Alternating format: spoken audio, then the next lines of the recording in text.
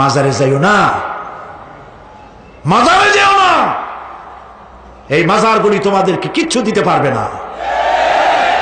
বিশ্বাস করো মুসলমান, মাজারে চাদর দিও না, আগরবাতি দিও না, মোমবাতি দিও না, টাকা পয়সা দিও না। যে ব্যক্তি মারা গেছে তোমাকে কিচ্ছু দিতে পারবে না, পারবে না, পারবে না। আল্লাহু আকবার।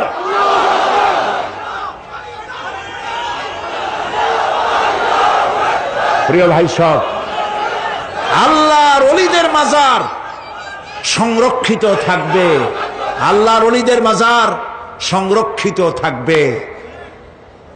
আপনি যাইয়া বসছেন কোনো কারণে, সেখানে জিয়ারতের উদ্দেশ্য নয়, কখনোই নয়। যে বসছেন সিলেটে, এখন শাহজালাল রহমতুল্লাহ আলাইহির মাজার জিয়ারত করতে পারেন, কিন্তু নিয়ত করে যাইতে পারবেন না, রাসূলুল্লাহ নিষেধ করেছেন।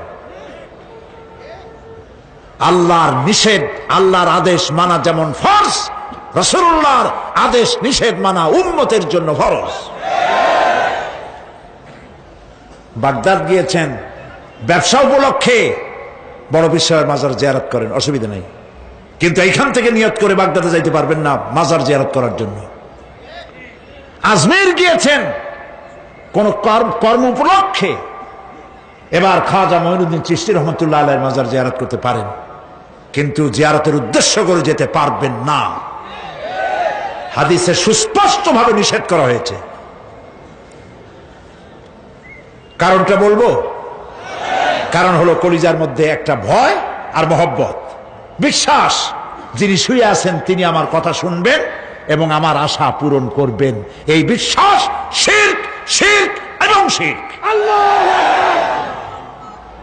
আপনি কবরের কাছে যাচ্ছেন, যার কাছে যাচ্ছেন, ধরেন খাজা মঈন চিশতি রহমতুল্লাহ আলাইহি, মাহবুব সুবহানি, কুতুবে রব্বানি, শেখ মহিউদ্দিন আব্দুল কাদের জিলানী রহমতুল্লাহ আলাইহি।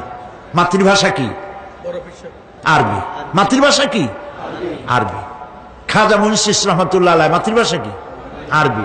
শাহজালাল রহমতুল্লাহ আলাইহি মাতৃভাষা কি? আরবি। আপনি যাই কইলেন, খাজা বাবা আমার ছেলে হয় না অনেক দিন, স্বাস্থ্য খুব খারাপ, ব্যবসায় উন্নতি হয় না, চাকরিতে প্রমোশন হয় না, আমার এই আশাগুলো পূরণ করেন। আপনার কথা খুব বুঝলো, তাহলে 1 নম্বরে ফেল, মিস ফায়ার। আপনার একটা কথাও তিনি বোঝে নাই। 2 নম্বরে, যার কাছে আর্জি পেশ করলেন তিনি কবরে আছে না কোথায় আছে এটা কি আপনি জানেন? 2 নম্বর ফায়ার ফেল। 3 নম্বরে যদি থাকেও চেতনা আছে না ঘুমে আছে তাও কিন্তু আপনি জানেন না। যদি ঘুমের সময় কয়ে থাকেন কোনো লাভ নাই, কোনো লাভ নাই। প্রিয় ভাই সব, এই জন্য চাইতে হবে এমন সত্তার কাছে যিনি সব ভাষা বোঝেন, যার কাছে কোনো ভাষা দুর্বোধ্য নয়, সব ভাষা যিনি সৃষ্টি করেছেন তার নাম বলেন, আর যিনি কখনো ঘুমান না তার নাম বলেন লা তাআখুযুহু সিনাতুন ওয়ালা নাওম, যার কোনো ঘুমও নাই তন্দ্রাও নাই। সুবহানাল্লাহ কবেন না? আজ থেকে নিয়ত করুন, কোন মাজারে জীবনে কিছু চাইবো না, এটা কলিজার মধ্যে গাইথা নেন। কোন মাজারে কোন মরা পীর, কোন জেতা পীর, কারো কাছে কিছু চাইবো না, চাবো শুধু এক আঙ্গুল আকাশের দিকে উঁচু করে জোরে বলেন, কার কাছে? বলেন আল্লাহু আকবার। হাত নামা। আমি শুনেছি, নির্ভরযোগ্য সূত্রে জেনেছি, যেখানে ওয়াজ করা হয়েছে এই কথা বলে যে মুহাম্মদ সাল্লাল্লাহু আলাইহি সাল্লাম স্বাভাবিকভাবে দুনিয়ায় আসেন নাই। পৃথিবীর সব মানুষ যেমন মায়ের পেট থেকে যেভাবে আসছে মুহাম্মদ সাল্লাল্লাহু আলাইহি সাল্লাম সেভাবে আসে নাই। তার মৃত্যুও সাধারণ মানুষের মতো নয়, অর্থাৎ মৃত্যুও হয় নাই, জন্মও হয় নাই। নাউযুবিল্লাহ। তারা বলতে চান রাসূলকে অপারেশন করে জিবরাইল অথবা ফেরেশতারা কুদরতি অপারেশন করে বাইর করছে, মায়ের পেট থেকে যেভাবে দুনিয়া আসে এইভাবে রাসূল আসে নাই। নাউযুবিল্লাহ। কোন হাদিস যেটা প্রমাণিত নয় সারা পৃথিবীর সব মানুষ এসেছে মায়ের শরীর থেকে, যেভাবে মুহাম্মদ সাল্লাল্লাহু আলাইহি সাল্লাম এর ব্যতিক্রম নয়। সুবহানাল্লাহ বলুন। কত খারাপ কথা বলেছেন তারা এই কথাও বলেন আরশে আজিমে মেরাজের রাতে নবী করিম সাল্লাল্লাহু আলাইহি সাল্লাম যখন ভয় পেয়ে গিয়েছিলেন সিদরাতুল মুনতাহায়, তখন বড় পীর সাহেব নাকি ডেকে বলেছেন, ভয় পাইয়েন না, আমি আপনার সাথে আছি। আস্তাগফিরুল্লাহ, বড় করে বলেন আস্তাগফিরুল্লাহ। গারে সওরে যখন সওর গুহার মধ্যে মুহাম্মদ সাল্লাল্লাহু আলাইহি সাল্লাম আর তার সাথে মাত্র একজন ছিলেন, বলেন নাম কি? রাদিয়াল্লাহু তাআলা। যখন তিনি ভয় পেয়েছিলেন, ভীত সন্ত্রস্ত হয়ে পড়েছিলেন, কে ভয় পাইছিলেন? রাসূল না আবু বকর? আবু বকর রাদিয়াল্লাহু তাআলা ভয় পেয়েছিলেন। সেখানে সান্ত্বনা দিলেন কে? ইয ক্বালা লিসাহিবিহি লা তাহজান ইন্নাল্লাহা মা'ানা। স্মরণ করে সেই সময়ের কথা যখন মুহাম্মদ সাল্লাল্লাহু আলাইহি সাল্লাম তার সাথীকে বললেন, ও আমার সাথী, লা তাহজান, ভয় পেও না, ইন্নাল্লাহা মা'ানা, আল্লাহ আমাদের সাথে আছে। সুবহানাল্লাহ। আবু বকর রাদিয়াল্লাহু তাআলা ভয় পাইলেন, সান্ত্বনা দিলেন রাসূল।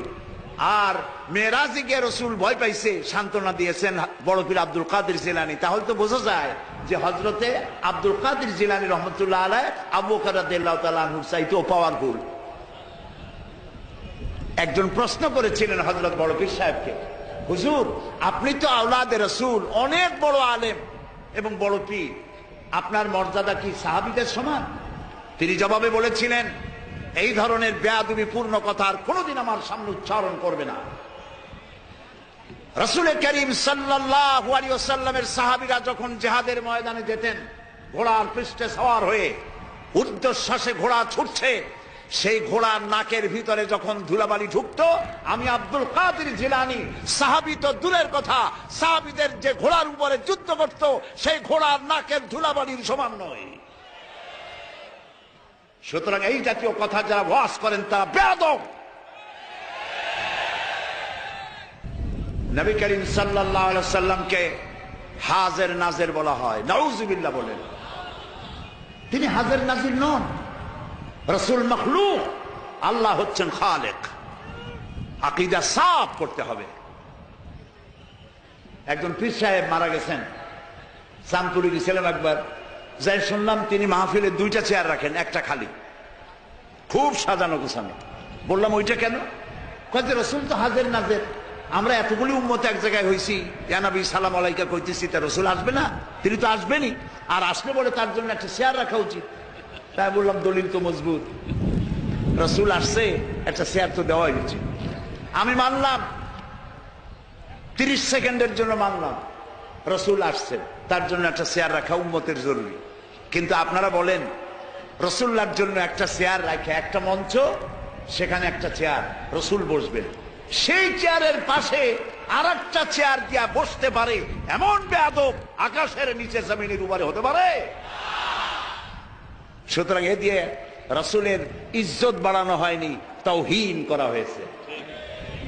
কাজী রাসূলের ব্যাপারটি নিয়ে এই ধরনের কথাবার্তা, ওয়াজ নসিহত করা আদৌ ঠিক নয়। তারপর রাসূল নূরের তৈরি, মান্না মাটির তৈরি।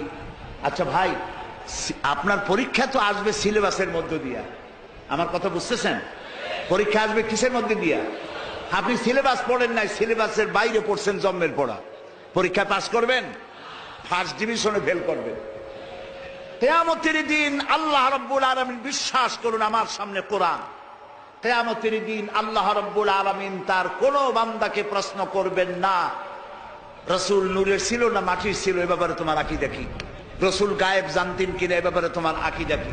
রাসূল হাজির নাজির ছিলেন কিনা, এ ব্যাপারে তোমার আকীদা কি? এই ব্যাপারে একটি প্রশ্নও করা হবে না। যেই ব্যাপারে প্রশ্ন নাই, সেই ব্যাপারে আজে বাজে বক্তব্য দিয়ে আপনারা রাসূলের মহব্বত দেখান, কিন্তু রাসূলকে যখন গাইল দেয় আপনারা তখন থাকেন কই? কোনোদিন তো শুনলাম না জমুক হুজুরের রাসূলের সুন্নাত চালু করার জন্য কোন জায়গায় জিহাদের ময়দানে অ্যাটাক হয়েছেন, পাথর খেয়েছেন, জেলে